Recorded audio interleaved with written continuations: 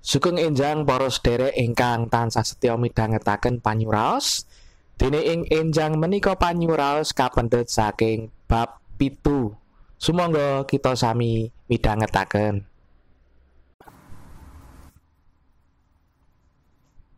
Bab 7. Macet kang jalari pepati. Aku kurang mangerti apa sing wis kelakon 36 taun kepungkur. Nalika aku maca Yohanan bab 3. Nanging ana rong tembung kang dudut kawigatenku. Tembung sing sepisan yaiku pracaya. Awit dene Gusti Allah anggone ngasi marang jagat iku nganti masrahake Kang Putra ontang-anting supaya saben wong kang pracaya marang panjenengane aja nganti nemu karusaan nanging duwenono urip langgeng. Yohanan bab 3 ayat 16. Wiwit cilik aku wis tau ngerti Yohanan 3 ayat 16 mau. Malahan wis ndak apalake. Aku uga yakin sedulur uga wis apal. Ing dina iku 36 taun kepungkur, aku dumadakan sadar. Senajan to aku ngerti lan apal Yohanan 3 ayat 16, nanging aku ora tau pracaya marang Yohanan 3 ayat 16. Kabeh wong Yahudi ing jamane Nabi Musa wis oleh katrangan yen menawa dheweke kabeh kena cokot ing ula, dheweke kabeh kudu enggal nyawang marang ula tembaga.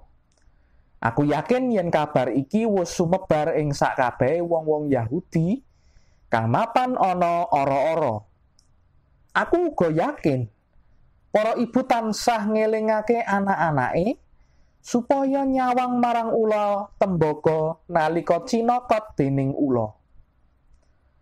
Nanging aku uga nduweni panemu yen ora kabeh gelem nyawang marang ula tembaga iku nalika kena cokot.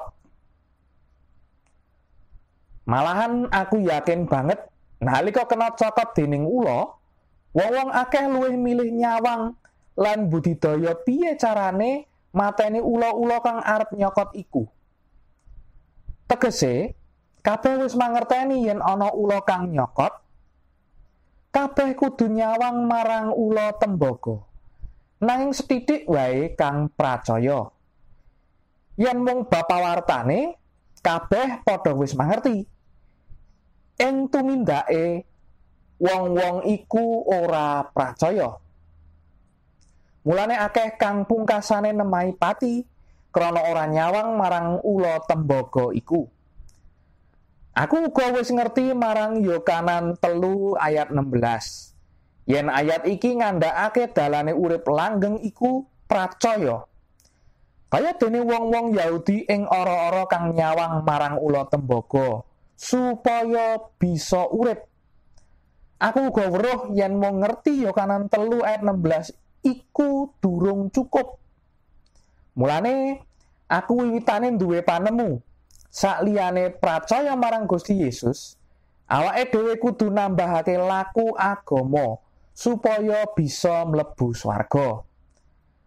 Nanging Alkitab ngandhakake yen mung weruh marang janji ing Yohanan 3 ayat 16 ora ana gunane. Mospro wae. Sing wigati iku dadi pracaya marang pangandikan ing Yohanan 3 ayat 16. Ing wanci iku Gusti Allah madhangake mripatku supaya nyawang marang tembung pracaya. Aku rumangsa yen kawruh iku mung babagan kang mapan ana ing pikiran. Yen pracaya iku apa kang ndak duweni sakjroning batinku.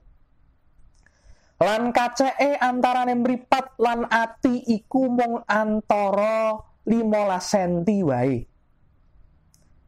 Tumrape wong-wong Yahudi kang mapan ing ora-ora, kaceke antarane mripat lan sirah iku mung sak sentimeter wae. Nanging tumrap kang mangerteni dalaning pangluaran iku amung sacara pamikir wae, nanging ora gelem ndeleng kanthi mripat marang ula tembaga kang dipanjer ana ing cagak, tentu bakal nemahi pepati. Nanging sing sapa mandeng marang ula tembaga kanthi mripate bakal oleh urip. Ing dina kang mirunggan iku, 36 taun kepungkur, aku dadi sadar. Aku kudu ngresikake bumpetan kang ngaling-alingi ati lan sirahku. Saksuwene meh 36 taun, Yohanan 3 ayat 16 mung ana ing pamikirku wae. Kejaba aku percaya Yohanan 3 ayat 16 ing ati, dosaku ora bakal kaapura lan aku ora bakal duwe urip langgeng. Mula aku kudu manjing pracaya marang Yohanan 3 ayat 16 supaya dosaku kaapura. Macet ing dalan Jakarta iku ngaling-ngalingi wong sing kepengin teka tujuane kang diarah kanthi wektu uga kang pas. Nanging macet ing karohanen antarane pamikir lan ati wis ngendhekake pasamuan gereja nganti mayuta-yuta saka lumebu ing kratoning Allah. Iki macet kang jalari pepati, macet kang mateni. Pestekno sadulur pracaya yen Gusti Allah anggone ngasihi marang jagat iku nganti masrahake Kang Putra ontang-anting, supaya saben wong kang pracaya marang panjenengane aja nganti nemu karusaan nanging duwenono urip langgeng. Ukara kang endah ing dina iki ya iku macet karohanen antarane pamikir lan ati iku macet kang jalari pepati. Matur nuwun dene para sederek sampun kersa midhangetaken panyuraos ing enjang menika. Panggih malih pinjing-enjing mugi Gusti Yesus tansah berkahi kita.